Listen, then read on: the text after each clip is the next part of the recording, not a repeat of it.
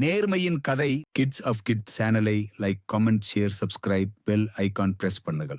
ஒரு சிறிய கிராமத்தில் குமார் என்ற சிறுவன் வாழ்ந்தான். அவன் மிகவும் ஏழை குடும்பத்தைச் சேர்ந்தவன். இருந்தாலும் அவன் எப்போதும் நேர்மையையும் நல்ல வழிகளையும் மட்டுமே பின்பற்றுவான்.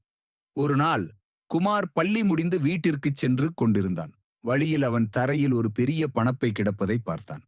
அதை எடுத்துப் பார்த்தபோது அதில் நிறைய பணமும் ஒரு முதியவரின் அடையாள அட்டையும் இருந்தது.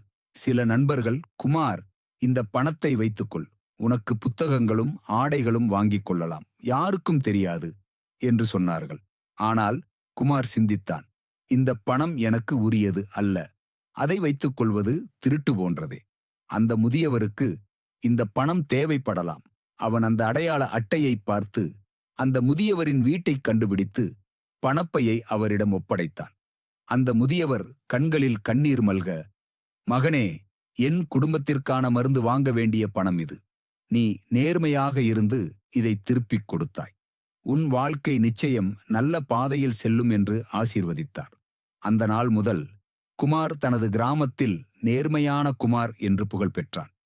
இந்த கதை நமக்கு கூறுவது, நேர்மை எப்போதும் நமக்கு மரியாதையும் நன்மையும் தரும்.